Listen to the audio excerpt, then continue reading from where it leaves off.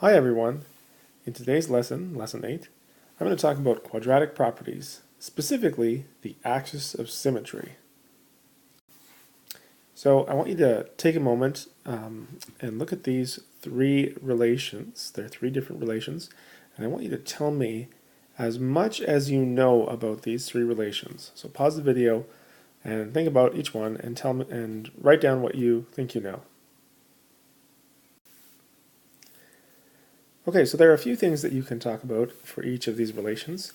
If we start with the first relation, relation 1, you could talk about how the a value is negative. And because of that, you know that it's concave down. If I were to sketch this one, it would look something like that.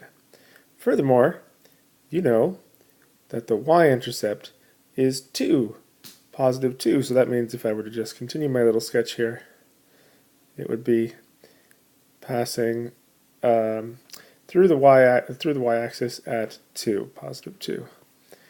So that's really all you can say about that one, though, at least right now. If I look at the second relation, relation 2, you could talk about how it's concave up. You could talk about how the axis of symmetry is at x equals 0. You could say that the y-intercept is at negative 3. You could also talk about the zeros. That's where it crosses the x-axis, and they're a little hard to figure out because they're sort of halfway between, part of the way between 1 and 2. So we can't really come up with an exact number, but we could at least say, well, I know there's 1 0 and there's another 0. Yeah, that's probably about it for that one. If we go to the third relation, there's actually a few things here. We can talk about the y-intercept. The y-intercept in this case is 8, positive 8. The vertex is here at negative 1, 9.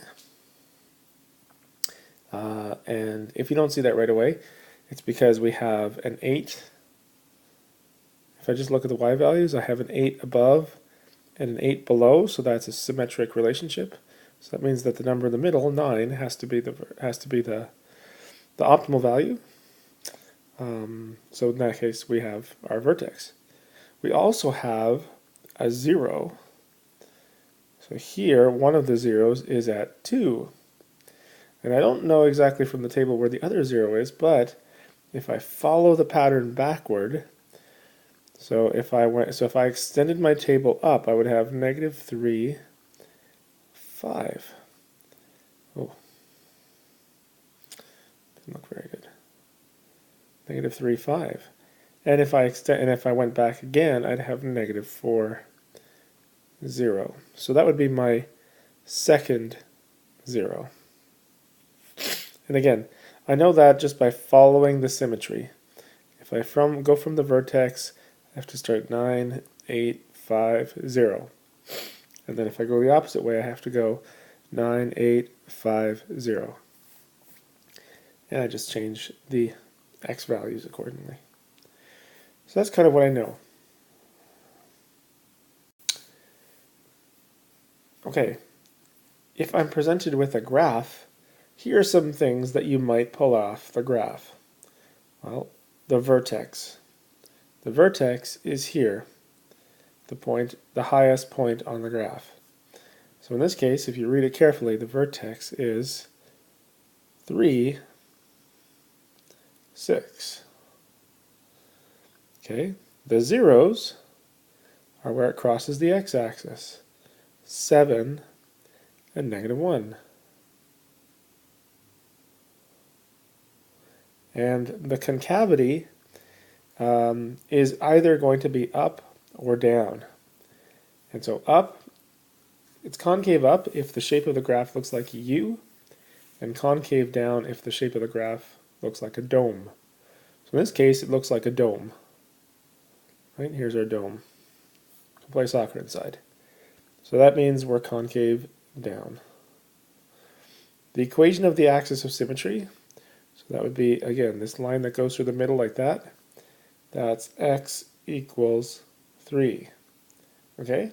So it is an equation. It says the word equation there. So I have to write an equation, x equals 3. Okay, the second part of this question says, which equation do you think matches the given graph? Now, there's nothing in the equation that tells me about the vertex or the zeros or the equation of the axis of symmetry, so I can't really look at that information and make a judgment call. But I can look at the other information in the equation. For example, in equation A, my A value is positive. So that means a positive A value would mean that my graph would look like this, concave up. So that's immediately enough to tell me that it's not equation A. The other thing that tells me it's not equation A is if I look at the y value, the y-intercept, it's negative 7/3. Negative 7/3 would be down here somewhere, right? Negative 7/3 would be down there somewhere. That's 2 and a third, 2.33.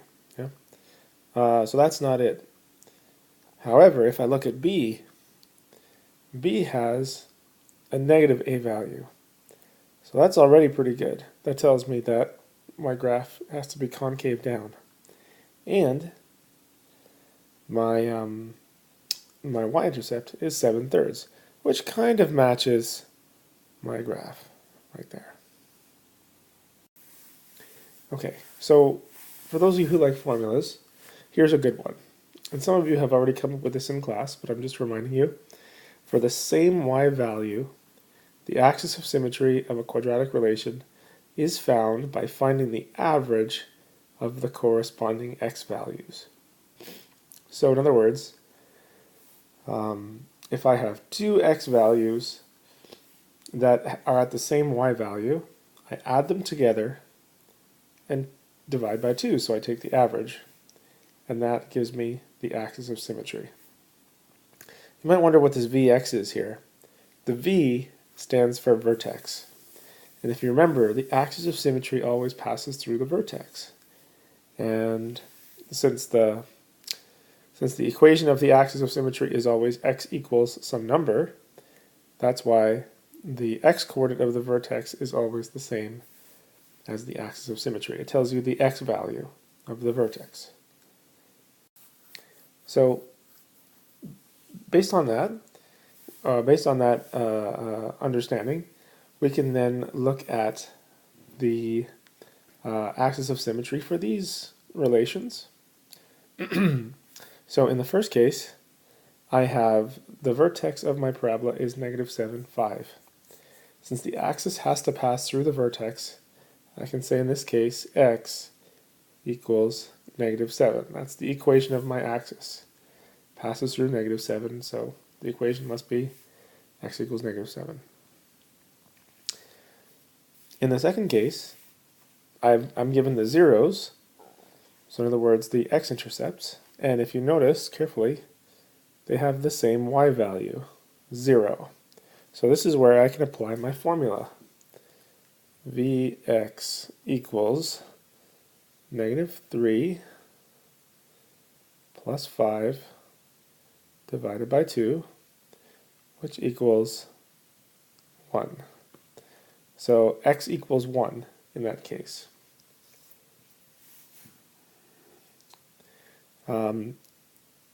Same sort of thing in the third one. The parabola goes through 1, 8 and 9, 8. Again, the y values are the same, 8 and 8. So I can use my formula, Vx equals 1 plus 9 divided by 2, which equals 5. Okay. All right. Now I can look at the graph. Now I look at this graph and I see here's my vertex. So I know my axis of symmetry has to pass through that. And if you look carefully, x equals 1. That's it. And then finally, for a table of values, again, you have to look carefully at the symmetry of the y values. So I have 6, 6, 0, negative 2, 0, 6. So negative 2 is the number in the middle. Okay, negative 2 is the number in the middle, so that means that that x value is so this is my vertex, and again, it's the x coordinate that I care about, so x equals 3. Okay, so that's how you can find the axis of symmetry from some information, some points, or a graph, or a table. Okay, lastly, we're going to talk about some key features. So key features, there's going to be, I'm going to give you always a list of the key features that you should be finding. But the basic idea is, if you can, you want to talk about whether it's concave up or concave, down.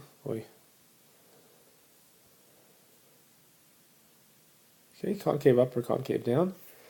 You want to talk about the y-intercept. You want to talk about the zeros. Okay.